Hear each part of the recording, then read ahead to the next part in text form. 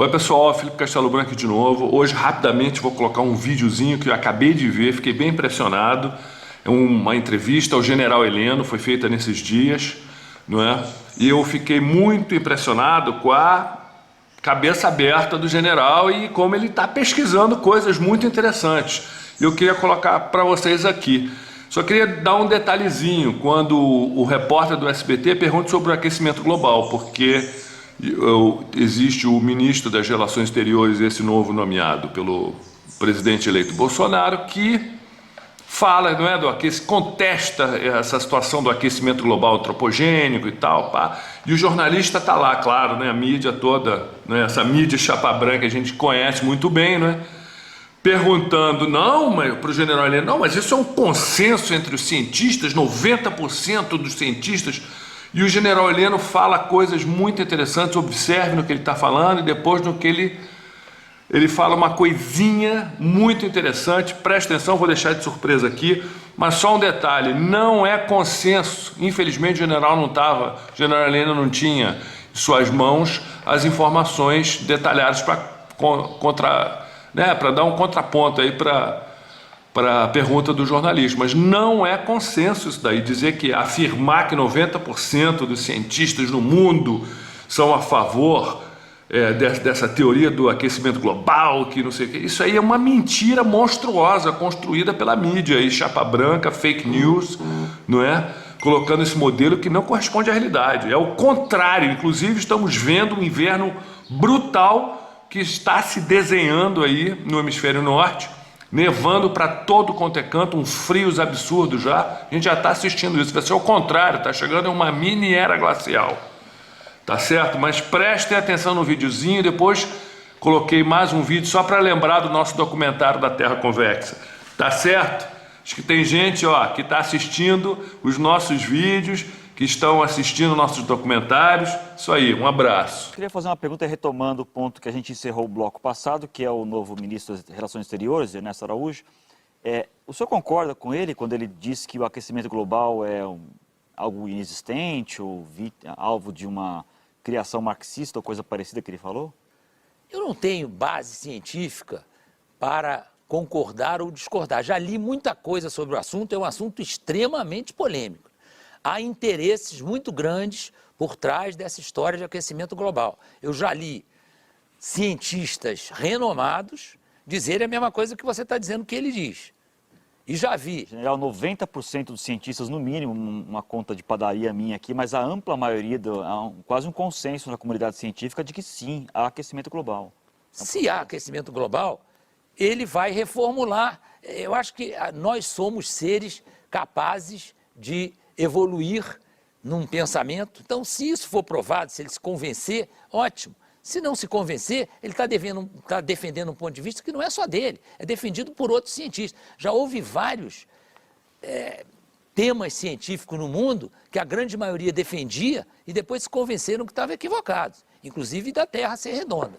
Então, general, já houve vários temas científicos no mundo que a grande maioria defendia e depois se convenceram que estavam equivocados, inclusive da Terra ser redonda.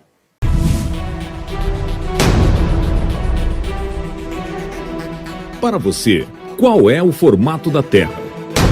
é redondo. É redonda. É redonda. É redonda. Redonda. Redonda. Redonda. Redonda. Redonda?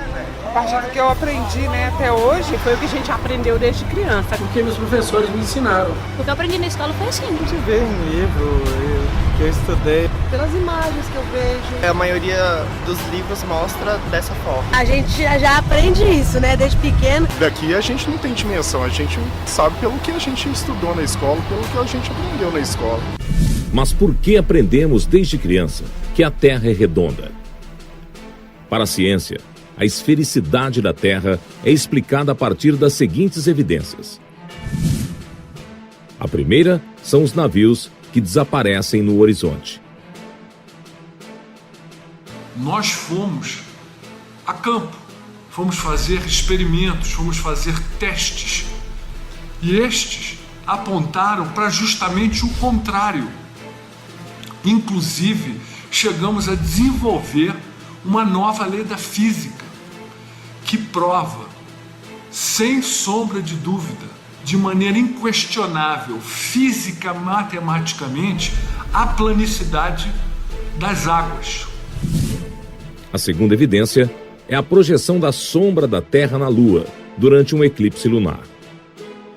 É um argumento muito fraco para se provar a esfericidade do planeta, já que a sombra da Terra na Lua poderia ser projetada por diversas formas geométricas, não necessariamente uma esfera. A terceira evidência é a curvatura do horizonte observado a grandes altitudes. Durante nossa intensa etapa de pesquisas, nós projetamos, construímos e lançamos diversas sondas atmosféricas, as mais recentes equipadas com rastreamento Iridium, câmeras de alta definição, lentes gravitacionais e filtros infravermelho e ultravioleta. Conforme a análise dos resultados que coletamos com essas sondas, conseguimos determinar que a curvatura do horizonte visível a grandes altitudes se dá por um efeito da própria atmosfera e não pelo formato do planeta. A quarta evidência é a possibilidade da circunnavegação. Seria plausível a circunnavegação na Terra esférica, só que isso não prova que a Terra é redonda ainda. A circunnavegação funciona em qualquer modelo geográfico. A quinta evidência é a trajetória das constelações. Isso não prova a esfericidade da Terra. Iniciamos uma intensa pesquisa há 7 anos. Estivemos em todos os continentes e em diversos países.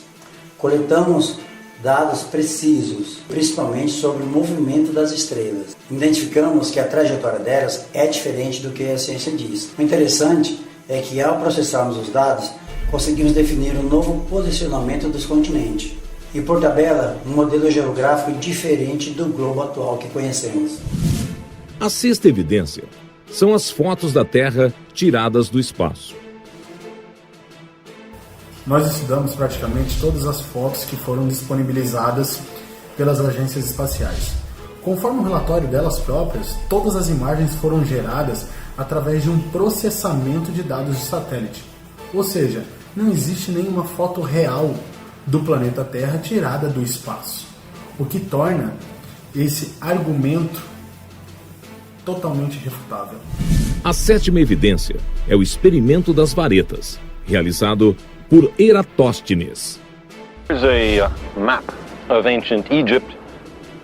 I've inserted 2 sticks or obelisks, one up here in Alexandria and one down here in Syene. Now, if at a certain moment each stick casts no shadow at all, that's perfectly easy to understand, provided the Earth is flat. If the shadow at Syene is at a certain length, and the shadow at Alexandria is the same length, that also makes sense on a flat Earth. But how could it be, Eratosthenes asked, that at the same instant there was no shadow at Syene and a very substantial shadow at Alexandria? The only answer was that the surface of the Earth is curved. O experimento de Eratosthenes foi muito bom para a época, mas teria que ter levado em consideração a diferença do fuso horário devido à grande distância entre os pontos, assim como outros fatores, como por exemplo a elevação em relação ao nível do mar, que em resumo poderia até ser uma prova da convexidade dos continentes, mas não necessariamente uma evidência da esfericidade da Terra. A ciência acadêmica assegura há quase 3.000 anos que a Terra é esférica. Outras linhas de pesquisa sugerem que ela possa ter uma forma diferente. Por esse motivo, pesquisadores de Dáquila estão há 7 anos buscando a verdade sobre o assunto. Em março de 2018, apresentarão o resultado de suas pesquisas com comprovações científicas e definitivas sobre o real formato da Terra. E para você, qual é o formato da Terra? Março de 2018. Terra Convexa, o documentário.